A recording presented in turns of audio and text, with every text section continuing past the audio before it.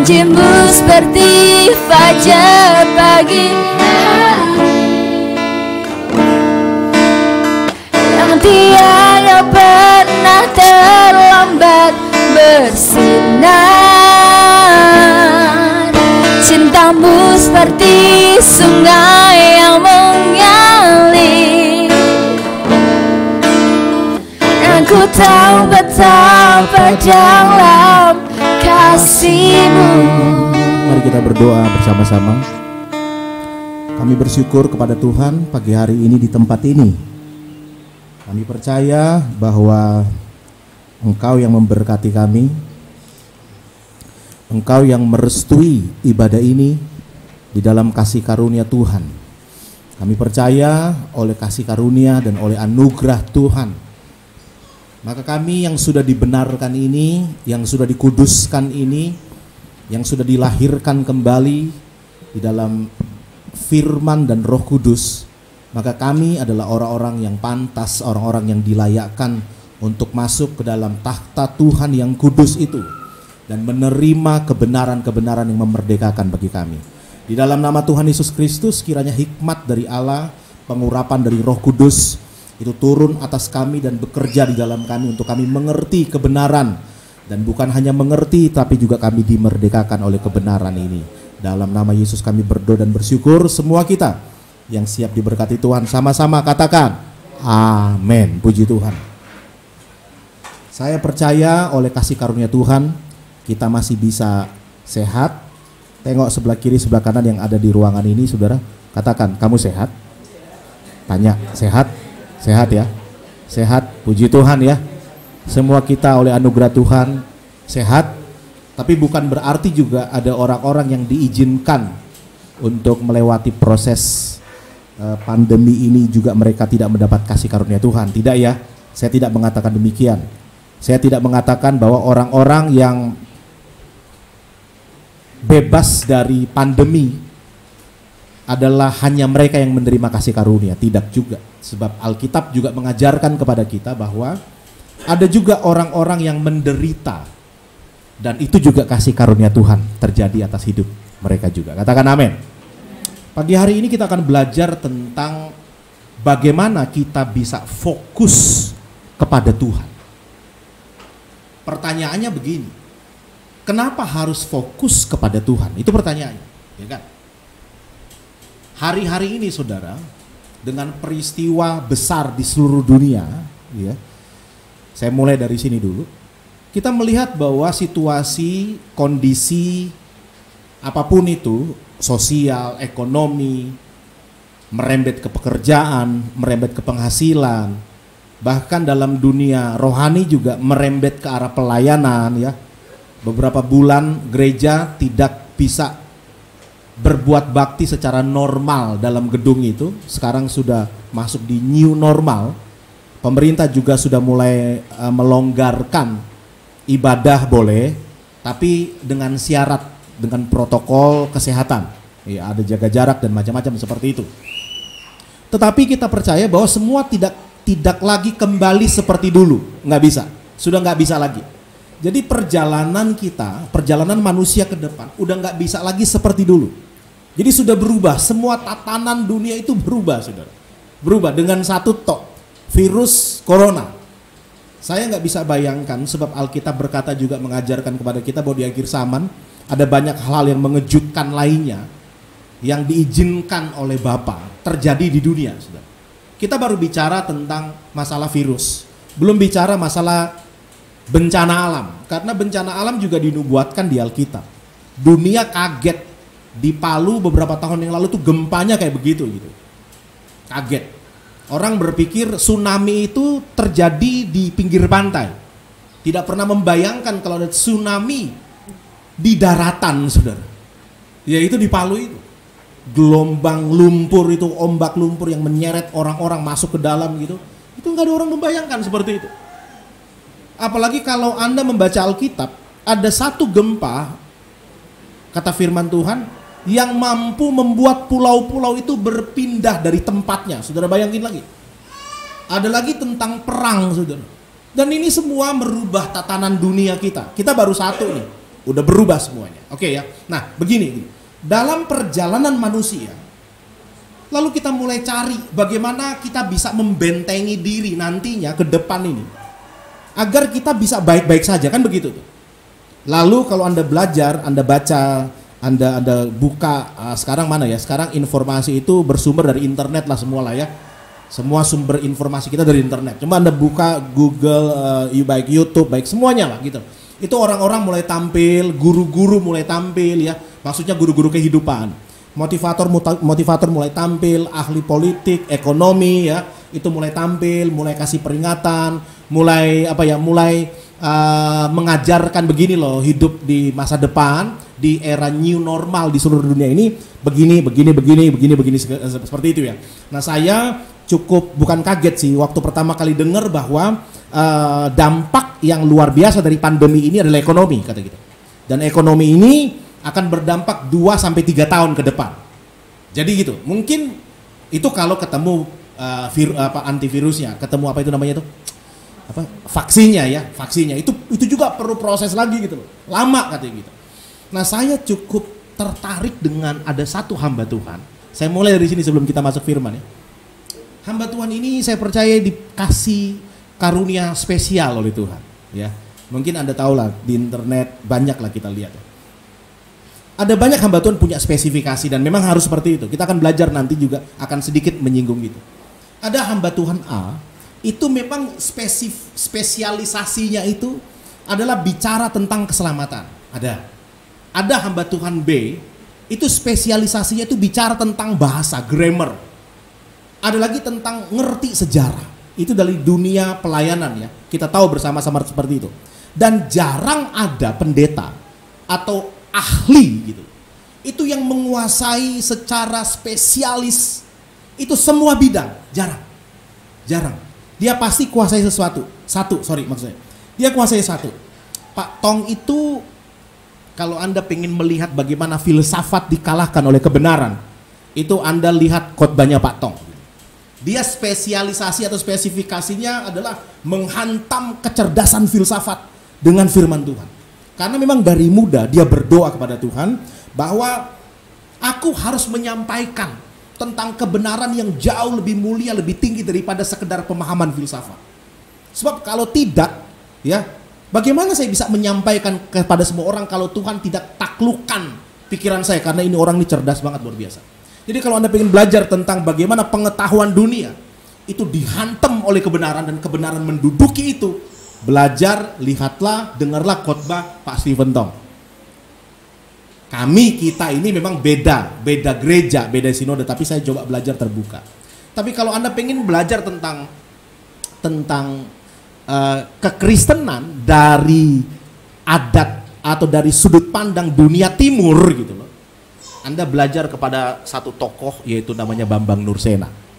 Anda bisa belajar itu bagaimana cara menjelaskan Allah, menjelaskan ilahinya Yesus itu dari sudut pandang dunia timur gitu ya. Khususnya terhadap keyakinan agama sepupu kita. Wah, itu masuk banget. Saya belum pernah menemukan orang yang begitu lugas, begitu halus menjelaskan itu sampai orang tanpa terasa, oh iya. Kalau Christian Prince gitu, Christian Prince di YouTube yang heboh itu dia caranya itu ditabrak sama dia kan. Tabrak sama dia tuh, masa bodoh gitu. Tabrak, tapi kalau Pak Bambang itu halus banget. Dan banyak spesialisasi dari hamba Tuhan yang lain ya. Samuel Repi juga punya spesialisasinya kayak gitu. Oh ya, khotbah sembari duduk, itu spesialisasinya gitu. Gitu. Saya punya spesialisasi, saya tahu itu. Kekuatan itu saya harus tajamkan terus. Tapi bukan berarti saya nggak mau belajar yang lain. Saya cukup terbuka, tapi saya tahu spesialisasi saya. Dan jarang orang punya banyak, menguasai semua, jarang. Hamba Tuhan yang jago grammar, jago tata bahasa Ibrani Yunani, itu belum tentu dia hebat dalam doktrin, dalam teologi, belum tentu. Itu kata Pak Bambang Nursena. Belum tentu, itu beda. Ada orang jago teologi, tapi belum tentu jago dengan bahasa-bahasa Ibrani, Yunani, segala macam itu. Belum tentu gitu. Saya punya gembala, almarhum Pak Pendeta Theophilus Karunejaya, itu ngerti bahasa Alkitab, terjemahan Ibrani, Yunani, Inggris, Perjanjian Baru, Inggris saja berapa terjemahan dia ngerti dan dia hafal banget ini Om Kok Jain. Samuel, wah, lali. Tapi Om itu spesialisasinya, ya kan, keren banget. Nah, saya mau masuk ke tadi ya, saya nggak mau melebar lah, udah terlalu lebar tadi. Hamba Tuhan ini namanya Daud Tony, ada ngerti ya? Dia kontroversial, sangat. Ada, itu saya bilang tadi ya, ada orang jago di sini belum tentu jago di yang lain. Makanya jangan kultuskan seorang pendeta, teman-teman yang ada di rumah juga. Jangan kau merasa dia Tuhan, enggak. Karena semua pengajaran itu ada celah kosong, ada celah kosong di sana. Dan bagaimana caranya? Mereka harus saling melengkapi. Nggak akan pernah ada, saya jamin, dengerin kata-kata saya. Nggak akan ada satu hamba Tuhan, satu pendeta yang tahu semuanya, nggak akan bisa. Akan sombong dia. Karena pengetahuan membuat orang sombong. Tetapi dibiarkan ada 1-2 celah dalam pengajarannya untuk dilengkapi oleh guru yang lain, itu maksudnya. Kita tahu di Alkitab karunia roh aja itu saling melengkapi kok gitu. Nggak, makanya saya nggak percaya kalau ada satu hamba Tuhan yang super pinter, super ngerti Alkitab, lalu dia bisa menjelaskan semuanya. Baik soteriologi, eskatologi, itu istilah-istilah dalam dunia teologi itu. Baik doktrin A, doktrin B, dia paham, nggak ada. Dengerin baik-baik, nggak ada. Teman-teman yang menyaksikan juga di rumah nggak ada. Makanya Anda nggak bisa kultuskan satu orang, nggak bisa. Anda hanya bisa kultuskan Yesus Kristus Tuhan, katakan amin. Dia sumber, ya dialah jalan untuk menuju semuanya itu gitu. Oke, nangkap ya. Nah, Pak Daud bilang begini nih, oke. Saya ada beberapa hal tidak setuju dari pemahaman dia, tapi kalau masalah dunia roh, dunia kebatinan, sihir, kutuk, santet, pelet, dedemit, atau apa segala macam itu, saya nggak pernah lihat orang bisa menjelaskan setegas, sedetail orang ini. Saya belum pernah lihat orang yang bisa jelaskan detail. Dan beberapa hal yang saya uji itu ya masuk gitu. Walaupun ada beberapa hal yang perlu kita pertanyakan, tapi ya dalam banyak hal, oke masuk. Dia ngomong begini. Tapi dengar, saya nggak memakai ini menjadi satu dasar kebenaran firman. Enggak ya. Jadi ini bukan dasar firman Tuhan yang akan saya bagikan kepada saudara, bukan. Tapi ini sebagai satu wacana berpikir saja. Dia bilang begini. Saudara bisa search di YouTube ya. Dia bilang begini. Dia khotbah tahun 2019. Tapi kayaknya itu dari berapa tahun yang lalu dia dapat. Jadi dia dapat dari Tuhan dalam pengalaman spiritualnya lah. Banyak. Terus ada satu yang dia dapat begini. Bahwa Indonesia nanti akan mengalami krisis ekonomi. Dan itu terjadi di tahun 2020. Ada yang nonton itu? Bulan 6 dan bulan 7.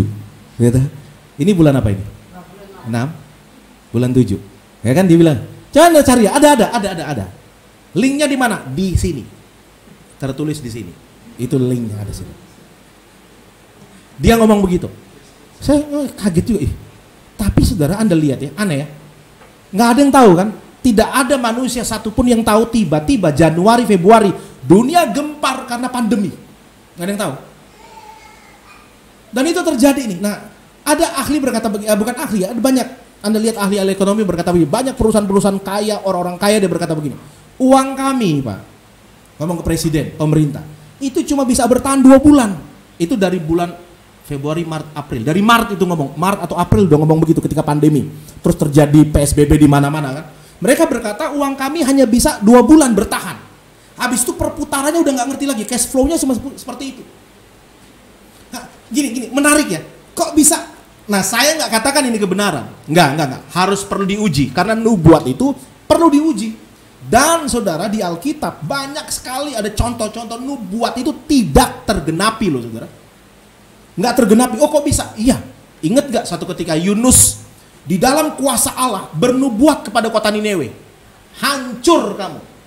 Hancur nggak? Nggak. Orang Nineve bertobat. Nah kadang-kadang ada nubuat yang sifatnya bukan ramalan pasti ya, bukan. Tetapi sifatnya memperingatkan, begitu loh saudara. Dan jangan saudara berkata, toh kan nggak terjadi nih nubuatnya nih.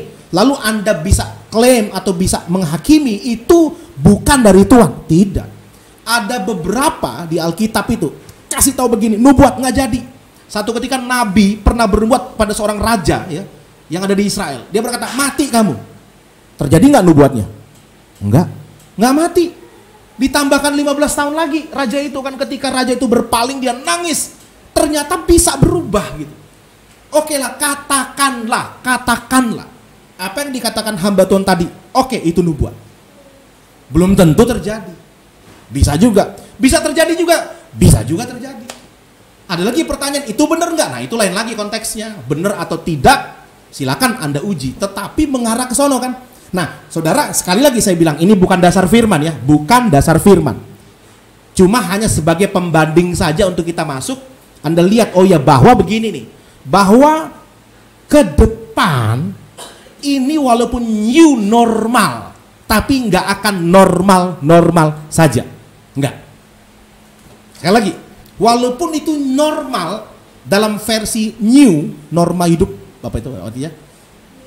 Normal baru ya, normal tapi baru dengan sistem yang baru ya. Tapi itu bukan normal saja, ya. Oke, nangkep ya. Nah, terus begini, ketika itu terjadi nih, saya nggak bisa bayangkan. Saudara, itu terjadi ketika umat-umat Tuhan masuk ke sono, dan Alkitab juga memberitahu kepada kita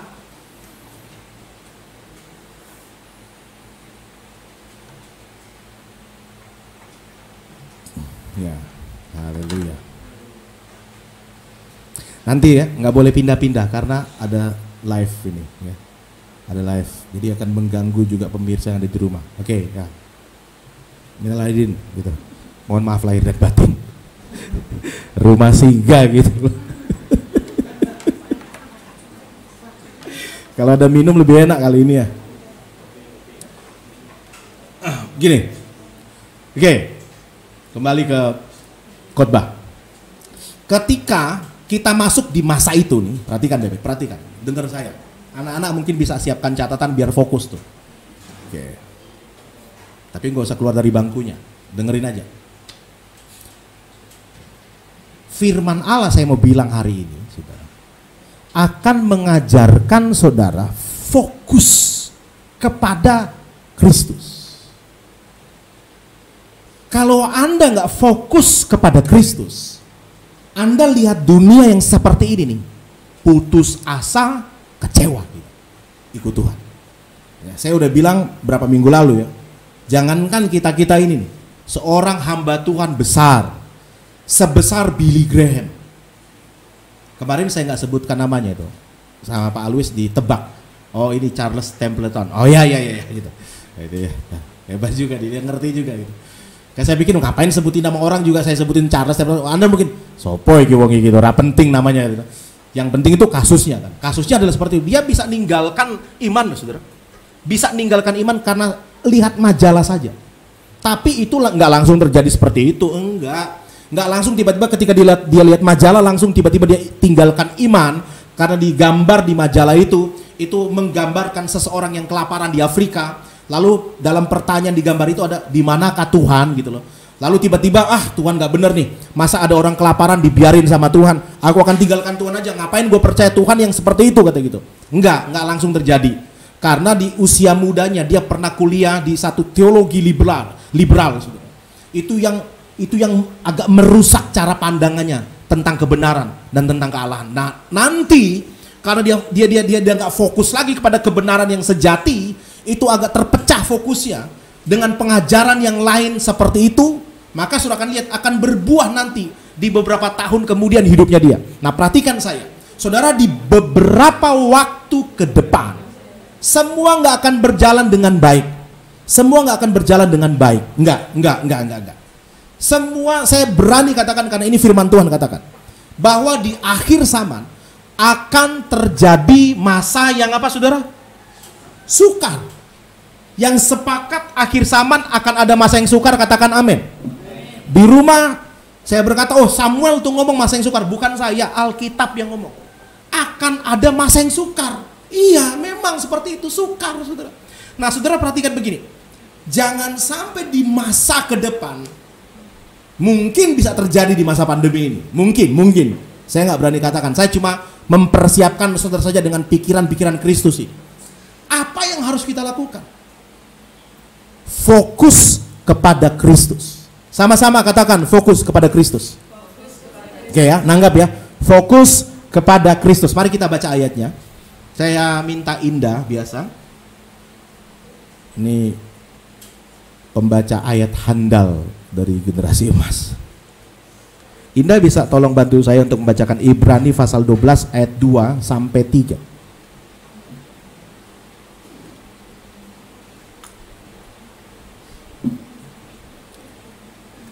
Ibrani pasal 12 ayat 2 sampai 3. Oke.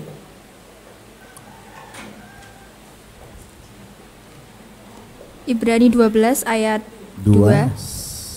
2. Marilah kita melakukannya dengan mata yang tertuju kepada Yesus, yang memimpin kita dalam iman dan yang membawa iman kita kepada kesempurnaan, yang dengan mengabaikan kehinaan tekun memikul salib ganti sukacita yang disediakan bagi Dia, yang sekarang duduk di sebelah kanan tahta Allah. Ingatlah selalu akan Dia yang tekun menanggung bantahan yang sehebat itu terhadap dirinya dari pihak orang-orang berdosa, supaya jangan kamu menjadi lemah dan putus asa. Amin. Anda lihat ya, Alkitab berkata marilah kita melakukannya dengan mata yang tertuju kepada siapa? Yesus, yang menanggung semuanya dan yang menyempurnakan iman. Saudara, ini mantap banget ya, mantap banget. Saya pernah bilang di tempat ini ya saudara, pernah ngajarin. Saya termasuk hamba Tuhan yang ngajarin tentang iman. Kayak gini lah. Saya belajar di Alkitab itu tentang iman. Lalu kita bisa membedakan mana yang disebut iman Alkitabiah, mana yang hanya sekedar percaya, kan begitu. Sebab kalau hanya sekedar percaya, motivator dunia ngajarin loh, percaya, believe gitu loh. Ada speak power, ada afirmasi di situ, ada imajinasi di situ. Itu yang diajarkan dalam motivasi sekuler. Pak, bagaimana saya bisa menerjemahkan keyakinan saya untuk menerima sesuatu, untuk mendapatkan apa yang saya impikan? Itu ajaran dari motivator-motivator. Bisa terjadi, bisa juga. Tapi itu hal yang teknis, hanya sebagian, saudara. Belum sempurna. Kalau Anda ingin belajar tentang iman ya, yang lebih tinggi dari sekedar keyakinan, iman, bahasa saya itu iman. Karena iman itu timbul dari pendengaran akan firman. Iman itu dasar dari segala sesuatu yang kita harapkan dan kita percaya, bukti dari segala sesuatu yang tidak kita lihat. Iman itu bersumber kepada Kristus. Iman itu perlu diuji. Nah, itu semua itu tentang iman di Alkitab lebih lengkap, saudara. Banyak orang Kristen karena nggak dapat di Alkitab tentang iman yang lengkap, dia belajar di dunia. Saudara belajar tentang keyakinan kepada Anthony Robbins, gitu ya, motivator nomor 1 sekarang di dunia, dan anak-anak cucunya Anthony Robbins, saudara. Ya, semua motivator di dunia sekarang itu kiblatnya Anthony Robbins lah pasti gitu. Itu ngajarin tentang keyakinan. Ya ilah, saya bilang keyakinan yang diajarin Anthony Robbins itu nggak ada separuh dari iman yang sejati yang diajarkan oleh Alkitab, saudara. Beneran saya bilang gitu, nggak ada separuhnya. Itu lengkap banget di Alkitab. Nah, kadang-kadang dua hal nih, orang Kristen malas belajar Alkitab dan tidak ada yang ngajarin tentang iman kepada orang Kristen secara lengkap. Nggak ada, saudara. Nah, kita dapat begini, memang nggak salah yang diajarkan mereka, tetapi nggak lengkap. Itu aja ya, beda ya. Nggak salah, nggak salah tapi nggak lengkap. Nah, di bagian yang nggak salah itu mereka bilang begini, dan udah dibuktikan baik secara sains, baik secara fisika dan macam-macam. Kalau Anda yakin kepada sesuatu, maka entah gimana caranya, apa yang Anda yakini itu akan menarik hal yang sama datang. Sorry, itu keren. Kira-kira begitu teorinya. Apa yang ada di pikiran Anda, yang Anda yakini bahkan sampai di otak bawah sadar Anda itu, gitu, itu aneh. Entah bagaimana caranya, itu datang, saudara. Dan ini udah ditulis ratusan tahun, saudara. Dunia sekuler tuh ngajarkan kayak begitu dan dibuktikan dalam ilmu fisika, saudara. Kalau saudara belajar tentang ini nih, tentang apa itu? Dunia kuantum ya, kuantum gitu. Itu ada satu teori kuantum yang aneh, bin ajaib, tapi iya gitu loh. Iya. Nah, di dalam atom yang lebih kecil lagi, sub-sub atom itu aneh.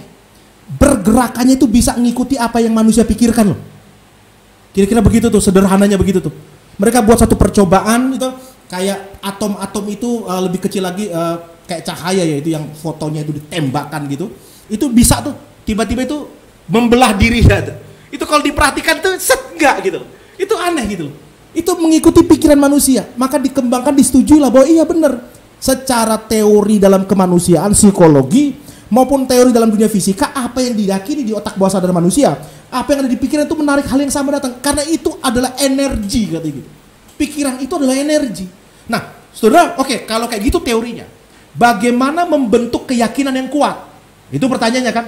Mereka dapati salah satunya adalah fokus, kata dia gitu.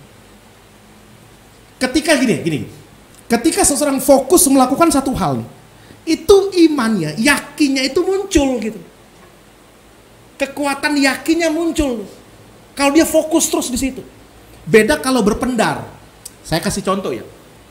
Kaca apa itu besar itu loop itu. Ya, itu pakai sinar matahari. Dari pendarannya itu ini ada jago fisika, jago kimia ini Pak Rio ini ya. Itu disatukan, difokuskan satu titik. Itu energinya itu, tenaganya apa itu namanya itu? Kalau bilang sinar itu difokuskan, itu bisa membakar kertas kan begitu. Kalau kita belajar waktu kecil ya. Seperti itu kan. Nah, dari teori sederhana fisika ini itu terjadi dalam kehidupan juga kata gitu. Anda fokus, begini.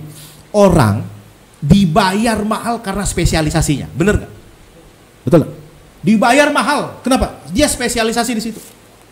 Dokter nih, dokter umum sama dokter spesial lebih mahal mana? Siapa yang suka langganan ke dokter? Yang dokter minded gitu. Siti-siti dokter. Siti-siti. Puskesmas, dokter, puskesmas. Ada teman saya tuh gitu. Ada tuh di kantongnya itu obat KB. Obat, cuma benar di kantongnya itu saya. Obat flu, obatnya lengkap. Kamu apotek berjalan, saya bilang begitu. Oh iya bro, gini kan. Oh hebat juga ya, saya bilang gitu. Nah ketika dia masuk dalam rumah sakit, dia lebih pilih dokter spesialis dong, iya dong. Dokter spesialis kan. Dokter spesialis itu yang menguasai bidangnya gitu loh. Saya ini bisa musik.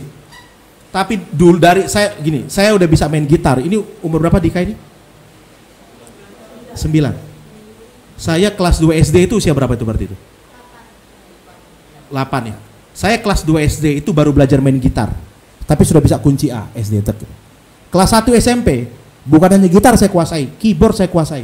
Kelas 1 SMP.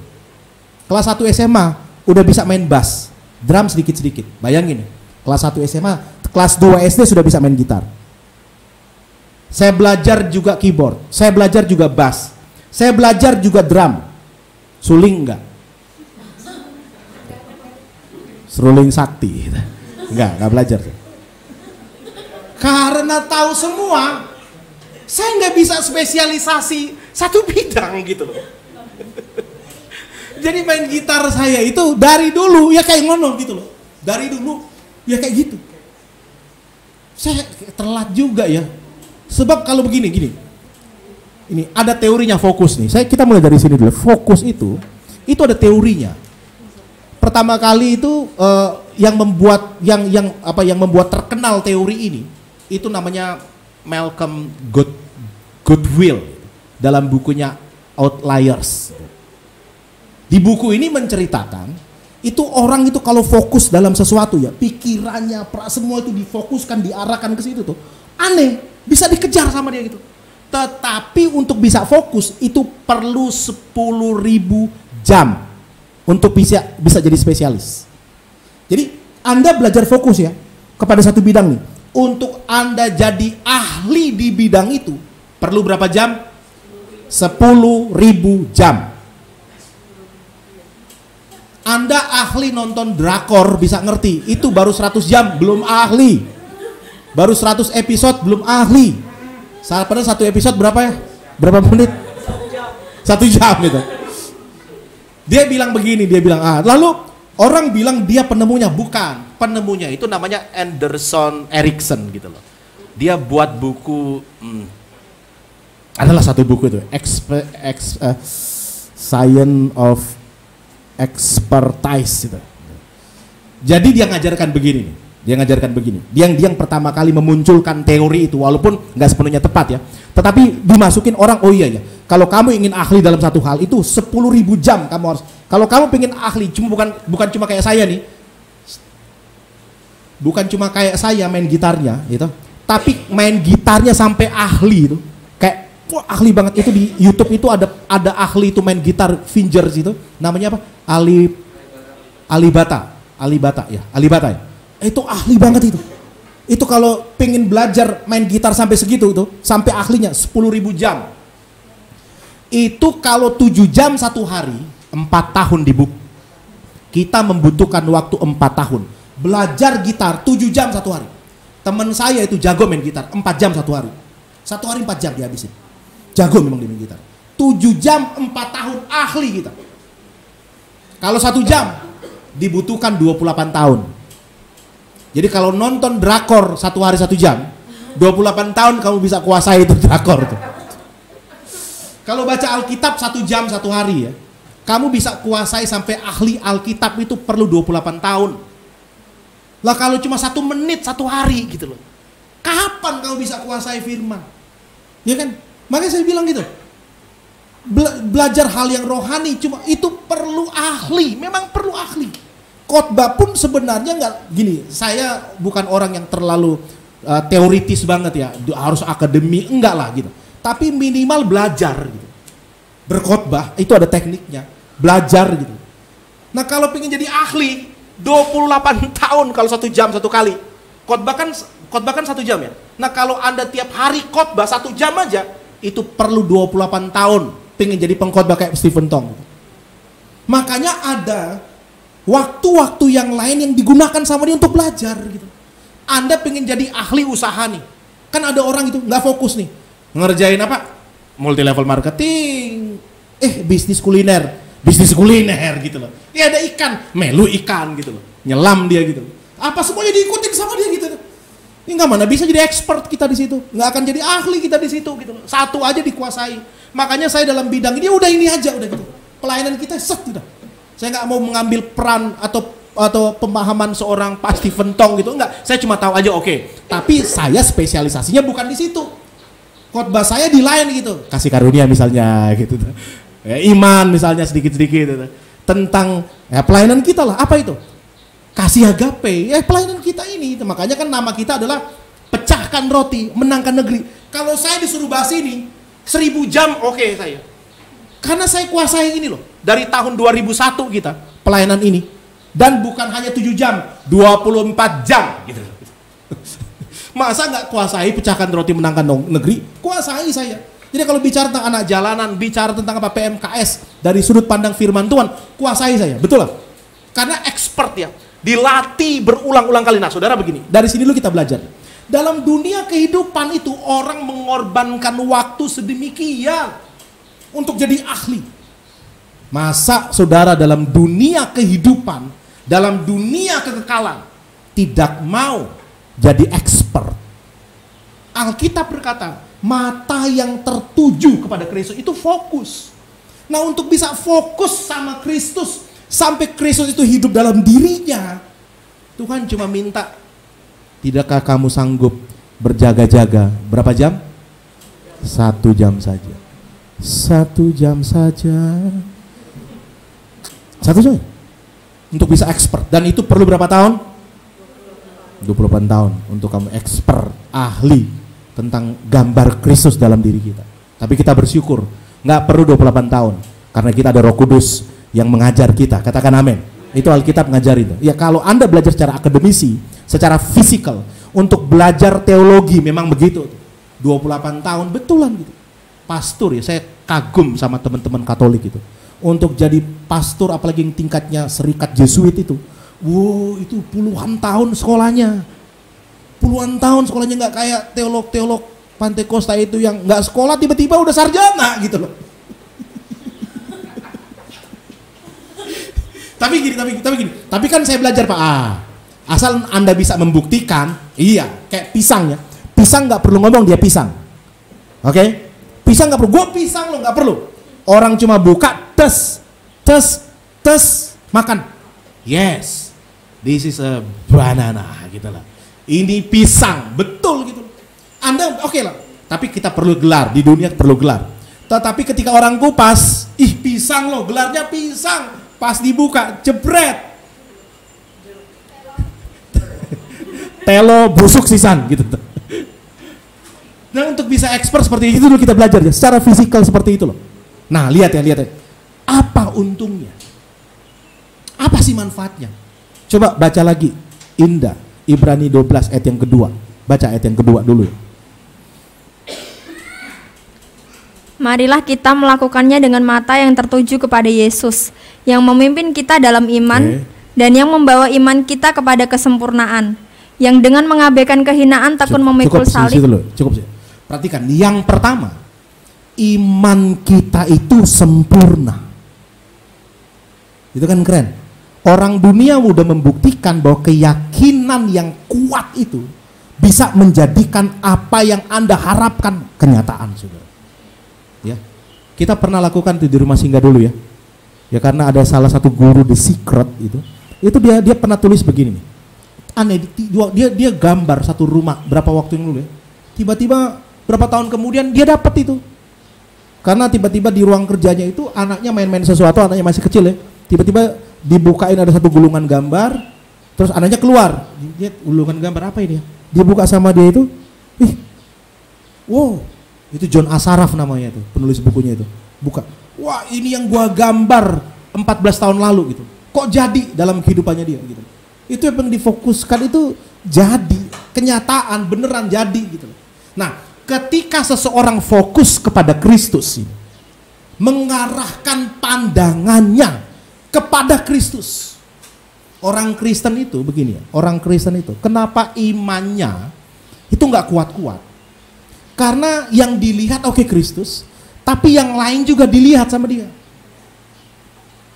Ya saya orang Kristen, saya percaya Kristus, tapi cerita-cerita yang membawa kelemahan iman, fokus-fokus yang nggak penting itu mengaburkan dia gitu, sehingga dia nggak begitu fokus lagi kepada sono. Itu kayak sinar matahari ini ya, kayak di kaca tadi ya, itu kaca lup pembesarnya itu nggak ada, sehingga kayak kaca biasa aja gitu. Nah ketika kaca biasa sinar matahari masuk ya podo wae sama seperti ini kaca biasa kan. Itu kalau Anda taruh di atas kertas nih, di bawah sinar matahari nggak bakalan terbakar tuh, udah biasa aja. Tapi ketika fokus zet gitu, itu ada energi yang disatukan di situ, sehingga kertasnya itu bisa terbakar. Kepada Kristus pun sama. Banyak orang Kristen itu kayak kaca biasa, tidak fokus kepada Kristus. Makanya apa? Imannya nggak kuat. Kita perlu iman yang kuat, dan untuk bisa iman yang kuat, kalau Anda belajar teori The Secret, teori dari Anthony Robbins, itu wangel loh saudara. Itu latih pikiran berapa jam? Berapa jam? 10.000 jam. Jadi kalau Anda pengen ahli nih, ahli untuk punya keyakinan otak bawah sadar yang tek gitu loh. Yang itu kayak ahli-ahli kebatinan. Ahli-ahli kebatin itu dia latihannya lewat apa? Lewat meditasi kan. Dia ngosongkan, dia fokus titik kepada sesuatu kan gitu. Kalau kita latihan hipnotis itu banyak mengajarkan itu. Fokus satu titik. Nah, dia belajar fokus terus. Jadi otaknya itu jadi sinkron ya antara pikiran, perasaan dan otak bawah sadarnya itu dia bayangkan ke satu titik tuh. Itu kalau kuat ya, kalau kuat nih, tak gitu. Itu aneh gitu. Itu bisa jadi loh. Soalnya belajar dalam dunia kebatinan itu kayak gitu tuh. Itu nggak diajarkan dalam dunia sekolah, nggak ada. Makanya orang bilang itu sihir lah, itu tahyul. Enggak, itu ada itu. Dan ada banyak orang yang mendalami, tapi masalahnya angel, sulit. Kalau zaman dulu lewat puasa, lewat meditasi. Ya, Tunggul Wulung aja, dia meditasi di Gunung Kelut itu 7 tahun meditasi. Meditasi 7 tahun, akhirnya dia jadi salah satu tokoh Kristen di Jawa nih. Tunggul Wulung 7 tahun meditasi. Orang zaman dulu tuh meditasinya tahunan. Untuk belajar fokus tahunan mereka gitu. Nah kalau kita mau ikutin dari pendapat sekuler itu, kapan iman kita bisa sempurna? Kan nggak bisa. Anda fokus kepada sesuatu itu perlu 10.000 jam saudara. Kalau satu hari 1 jam itu 28 tahun. Tetapi ajaib tinggal kita.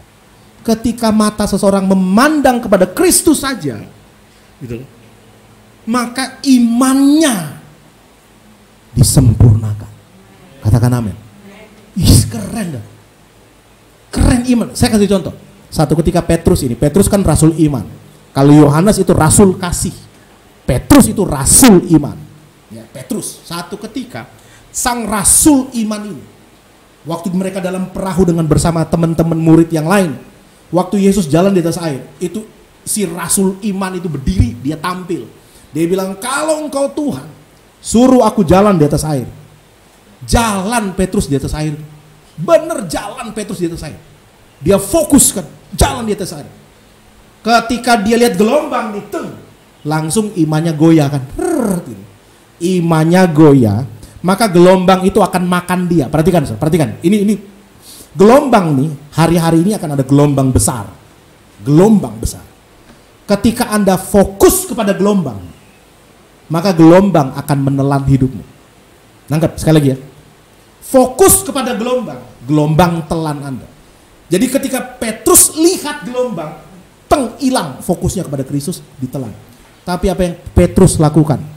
Yesus tolong aku. Dia tadakan tangan, dia angkat tangannya, tangan Yesus datang. Cek, diangkat Petrus kembali dan bisa berjalan di atas air. Itu iman yang sempurna tuh, yang disempurnakan. Katakan amin. Iman Petrus itu kayak iman kita, gitu. Saya berapa kali ngajarin teman-teman ya, ngajarin banyak orang, ayo punya iman, dia bilang angel Pak gitu. Mau iman yang ideal kayak Pak Sam ajarkan itu angel, kata itu harus afirmasi, harus otak itu ada di bawah, ada dalam kondisi otak gamma atau theta gitu ya. Harus dalam kondisi relax yang benar, sehingga ketika dia afirmasi aku sehat, aku diberkati Tuhan, itu angel Pak, kata gitu. Itu angel seperti itu. Iman kita nggak bakalan sempurna. Hanya Kristus yang bisa menyempurnakan iman seseorang. Katakan amin. Dan itu ada di Alkitab. Ya kan begitu tuh. Makanya banyak orang belajar buku motivasi jadi stres loh saudara. Saya punya teman belajar buku motivasi nih. Wah, afirmasi. Capek aku Pak, kata gitu. Aku kata-kata orang jadi kata gitu. Kesel aku kata gitu. Nah, kalau Anda lihat Alkitab, imanmu nggak perlu sempurna. Yang penting kau punya iman sebesar biji sesawi. Engkau bisa pindahkan gunung itu, katakan amin. Iman kecil. Yang sempurnakan siapa? Kristus. Nah, bagaimana caranya?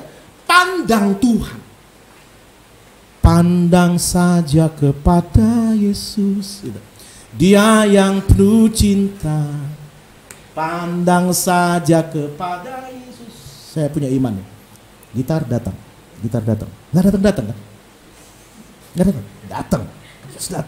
Itu kalau saya belajar meditasi ya, fokus, itu bisa datang beneran. Masalahnya saya malas meditasi kan. Piye bisa datang? Tiba-tiba ada penolong yang lain. Istri saya yang cantik jelita, tolong ambilin gitar. Saya punya iman. Iman saya kan nggak sempurna. Tiba-tiba ada orang yang bantu. Nah ini sudah, makasih. Ini Anda nangkep maksud saya? Belajar iman itu angel, beneran saya kasih tahu. Betul angel. Siapa yang pernah dengar khotbah-khotbah saya tentang iman berapa waktu yang lalu? Ya, siapa ya? Nah, angel nggak, Tri? Angel gitu. Harus afirmasi, harus macam-macam. Syaratnya ya memang seperti itu gitu. Petrus gagal. Padahal dia rasul iman, kok gagal? Dia butuh Tuhan. Makanya saya bilang begini, kalau Anda pengen belajar keyakinan yang sempurna, itu belajarlah di Alkitab. Bukan di motivator itu, Alkitab. Beneran saya. Masalahnya kita jarang baca Alkitab. Kita jarang terobos pengetahuan yang mendalam di Alkitab. Semuanya diajarkan di sini gitu. Semuanya diajarkan di sini. Saya kasih contoh, orang berkata begini, tapi dunia sekuler dan Alkitab itu berbeda. Orang belajar Alkitab itu marahnya bodoh. Orang Yahudi, salah satu ras tercerdas di dunia. Itu makanan hari-harinya itu Taurat. Taurat dikasih, dari kecil dikasih. Apa dia jadi orang bego? Apa dia jadi orang yang paling idiot di dunia? Ras Yahudi? Enggak. Dia ras paling cerdas. Ketika reformasi John Calvin dan Luther itu merambah dunia. Kalau Luther katanya merobohkan benteng yang lama, Calvin membangun benteng yang baru itu. Makanya lebih kenal Calvin. Karena Luther itu merobohkan pengajaran paham yang lama. Calvin dia bangun yang baru. Dia lari di Swiss. Swiss itu berubah karena Injil reformasi dari Calvin.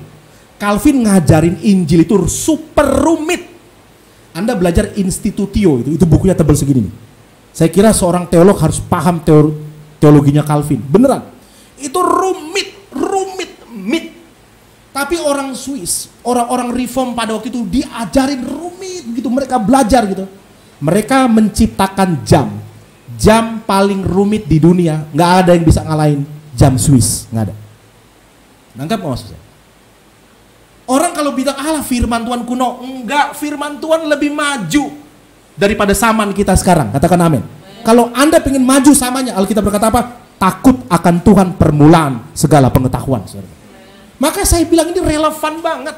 Ini ada ombak dan gelombang di depan. Ya, apa yang harus kita lakukan? Imanmu harus kuat. Nah, untuk bisa kuat bagaimana? Fokus kepada siapa? Kepada Kristus. Perlu 1000 jam? Nggak perlu 1000 jam. Tuhan berkata apa? Tidak sanggupkah kamu 1 jam saja gitu. Kalau 1 jam perlu 28 tahun kan gitu. Petrus perlu nggak 28 tahun? Tidak. Petrus tidak perlu 28 tahun sehingga dia bisa injak air, dia berjalan di atas air. Enggak. Dia cuma butuh berapa tahun ikut Yesus waktu itu? Belum ada 3 tahun gitu. Dia udah bisa melakukan mujizat. Itu Petrus. Makanya pentingnya seseorang fokus kepada siapa? Kristus. Hari ini saya mau bilang nih pada jemaat nih, kepada Anda yang ada di rumah. Jangan sampai fokusmu dikacaukan daripada Kristus. Lihat terus gambar Allah yang tidak kelihatan, tapi bisa terlihat dalam diri Kristus. Itu akan membuat imanmu yang lemah itu sempurna. Iman kita nggak perlu besar iman kita. Nggak perlu latihan meditasi untuk punya keyakinan yang super kuat, nggak perlu. Nggak perlu Anda puasa 40 hari kayak pendeta-pendeta di Himalaya itu.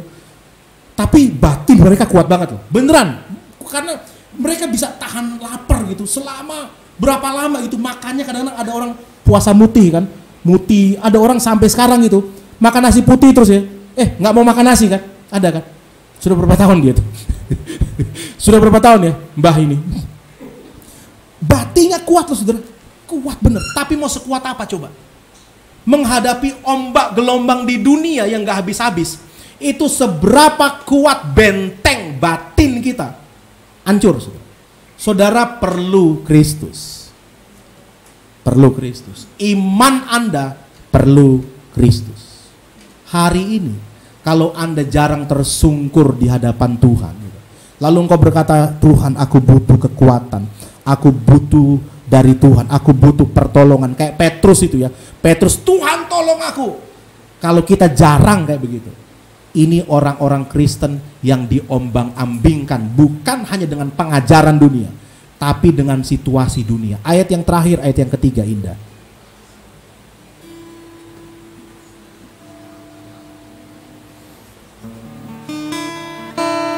Ayat yang terakhir, ayat 3 dari Ibrani pasal 12. Mari kita siapkan juga hati kita di tempat ini, umat-umat Tuhan, untuk masuk dalam perjamuan yang kudus pagi hari ini. Haleluya. Ayat yang ketiga, Ibrani 12 ayat 3. Ingatlah selalu akan Dia yang tekun menanggung bantahan yang sehebat itu terhadap dirinya dari pihak orang-orang berdosa, supaya jangan kamu menjadi lemah dan putus asa. Amin. Yes, ada kata apa di terakhir itu tadi? Lemah dan putus asa. Fokus kepada Kristus membuat iman itu sempurna. Bukan hanya menyempurnakan iman. Kalau Matthew Henry dan Atli itu yang saya sering kali bilang di sini, itu mereka menambahkan catatan. Yesus bukan hanya menyempurnakan, tapi Dia juga sumber dari iman itu. Dialah sumber iman, karena iman timbul dari pendengaran akan firman Kristus. Siapa firman Kristus yang menjelma menjadi manusia? Yesus. Dialah sumber keyakinan yang kuat. Itu yang pertama. Yang kedua, membuat kita nggak gampang putus asa dan kecewa. Orang kalau jarang mandang Kristus ya, yang dipandang orang gitu ya, itu bahaya. Karena orang itu akan mengecewakan saudara. Saya berapa kali ketemu orang ya, wah saya kagum banget sama Samuel. Maka di grup kami di YI Nasional, kata kagum itu berarti peringatan. Kagum, karena ya harusnya di grup kami YI Nasional itu kami sering saling sindir ya. Saya kagum banget sama Pak Eko Jiantoro misal kata begitu. Itu pujian itu marahnya bahaya tuh. Karena kekaguman seseorang kepada orang yang lain membuat orang yang dikagumi itu cepat-cepat dipanggil Tuhan gitu. Ya kan? Itu bahaya, saudara. Saya berapa kali ketemu orang nih. Saya dulu nikmati ya. Ada orang, saya kagum banget sama Pak Samuel. Orang yang kagum ini ya. Berapa tahun kemudian ketika lihat Samuel itu jebule, wah, napa saya juga bau nih nggak sikat gigi gitu.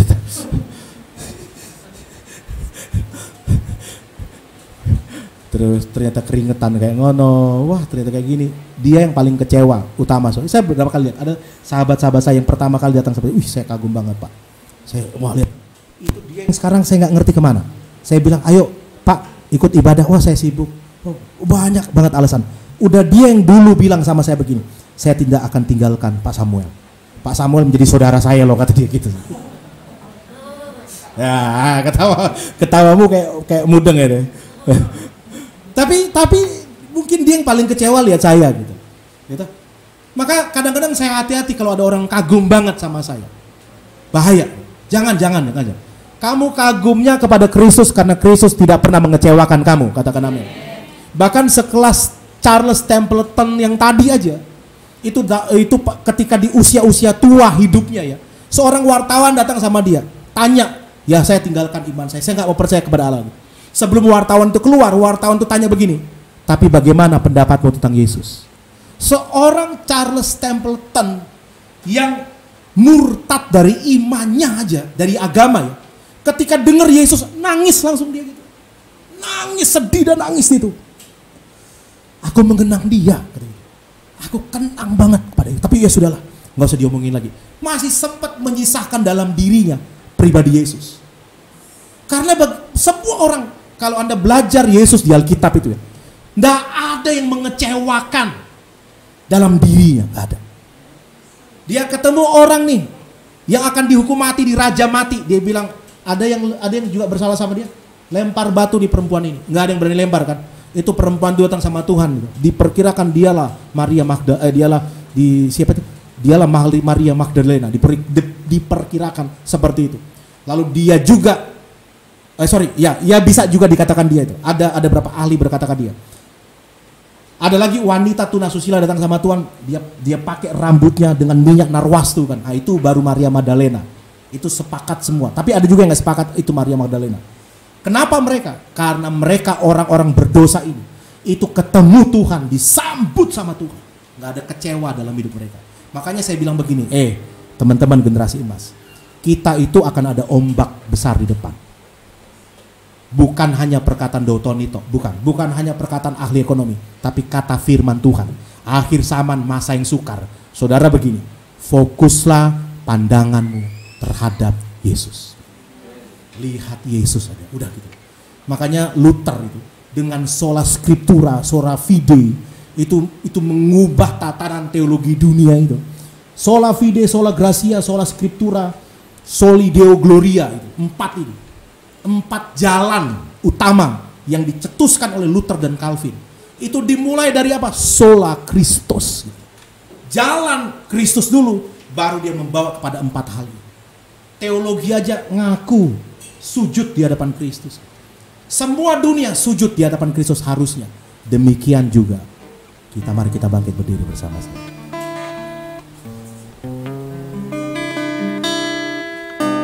Firman-Mu berkatakan,